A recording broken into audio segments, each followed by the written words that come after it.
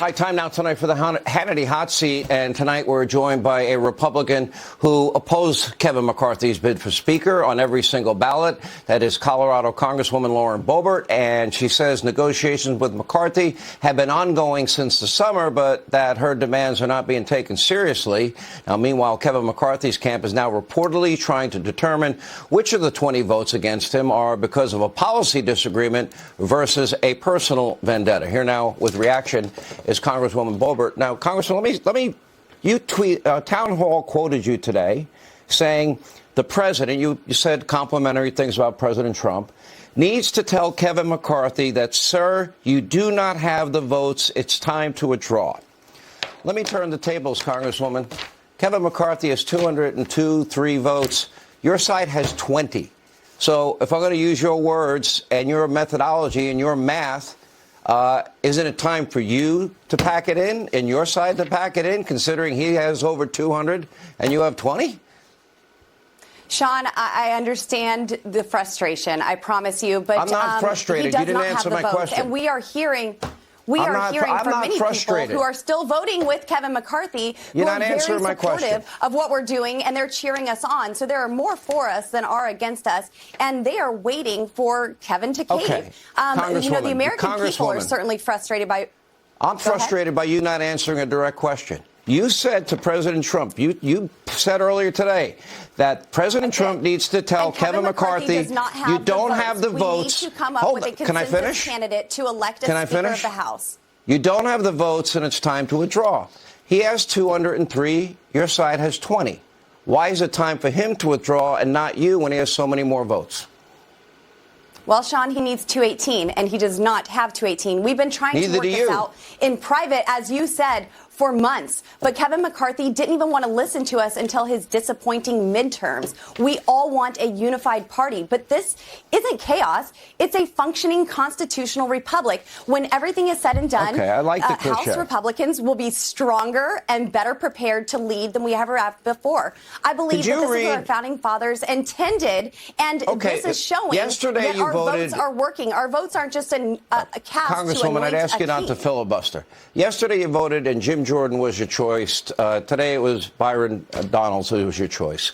Tomorrow, I don't know who you're going to vote for. But the bottom line is you still only have 20 votes. Let me ask you this. Kevin McCarthy... I think we're proving that we're open to a menu of options. You're proving that 20 people don't want Kevin McCarthy at this time. But my question to you is this. We are proving that there are many options. My question to you is, did you support Kevin McCarthy's commitments to America? And do you not believe that he's going to follow through on his written promises? His commitment to America is not as strong as I would like it to be. And we have been working on the rules to change the structure of how Washington, D.C. is run and operated. Sean, you know more than anybody how broken this town is. This is something that we have an opportunity to rebuild, to restructure. Congresswoman, and it takes the right tools and the right leadership to do that. Border security, energy independence, debt reduction, and when earmarks. We asked him to put forward the Texas-built border plan, he refused. And then, well, he's willing to bring back the exact plan that worked under Donald Trump. And then he also has pledged investigations into the FBI and DOJ, the influence peddling of the Biden family, the origins of COVID and Anthony Fauci, the withdrawal from Afghanistan. My question is, right speaker. Do you support... And it's not going to be Kevin McCarthy. Do you support all of those agenda items he promised?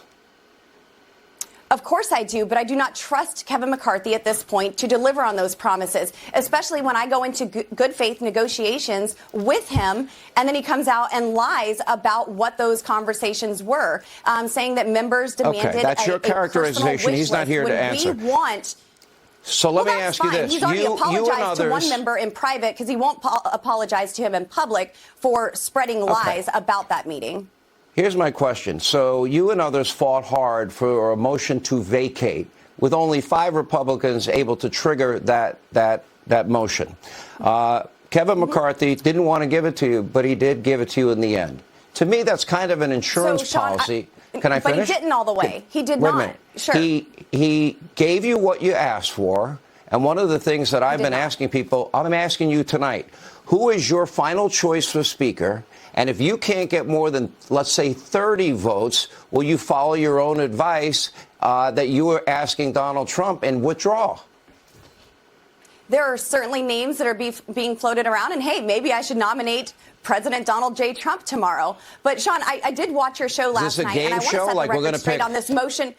We're going to pick Jim Jordan one day, Donald's the other day, Trump the next day? This motion to vacate, because he did not give us this motion to vacate. I'm showing there's a whole consensus of other candidates that could be nominated. I'm trying to understand how you're thinking here. This motion to vacate, Sean, you need to understand that Kevin McCarthy did not give us my hard red line. He fought for it. And this is a century-old, no, he did not. No, I know that he made the promise. That was written by Thomas Jefferson. I know he made the promise since because 1837 with 5 members, Sean, with 5 members, not one member to offer the motion to vacate. So my question is this: Nancy Pelosi's you haven't answered my question. So if you have. You cannot demand more responsibility. Yesterday you supported Jordan. Today you're supporting Sean. Donald. That's not the way this works. We need a check and a balance on the third in line. Who is your Let's have a final answer.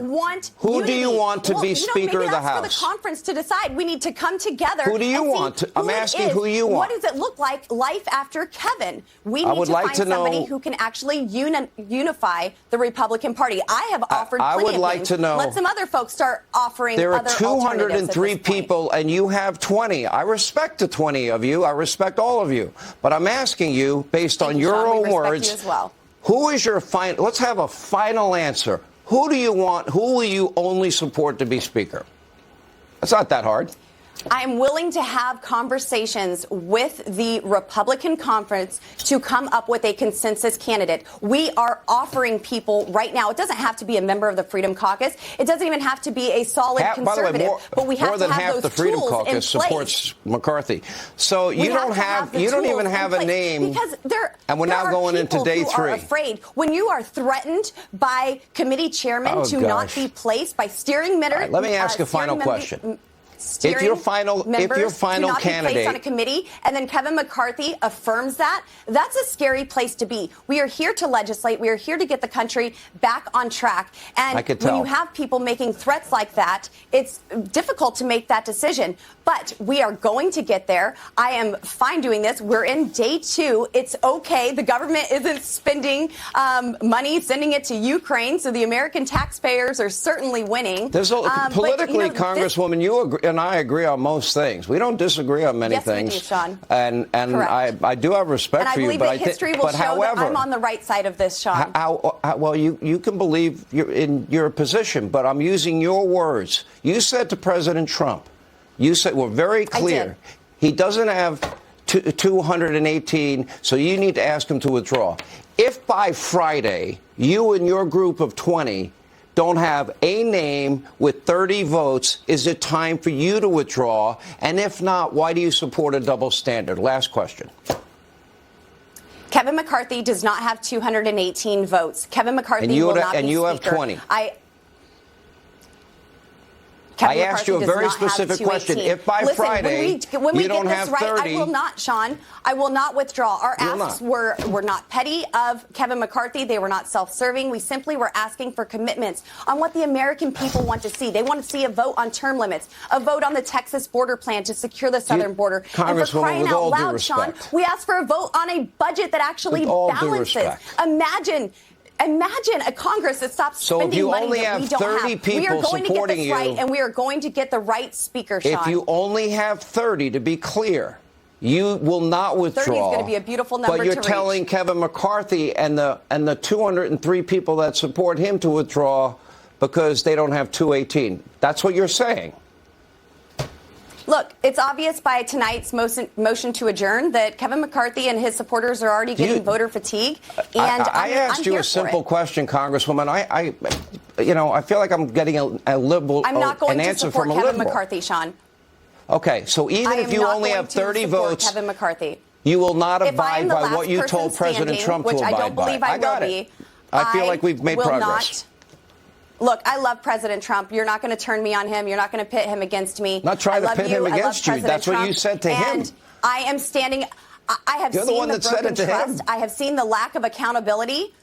Well, we are getting phone calls saying that we need to stop this. Kevin does not have the votes for Speaker. Period. We need to find a consensus candidate, get this right, and get our country back on track. Thanks so much, Sean. Appreciate it. All right. Now, here with more is the former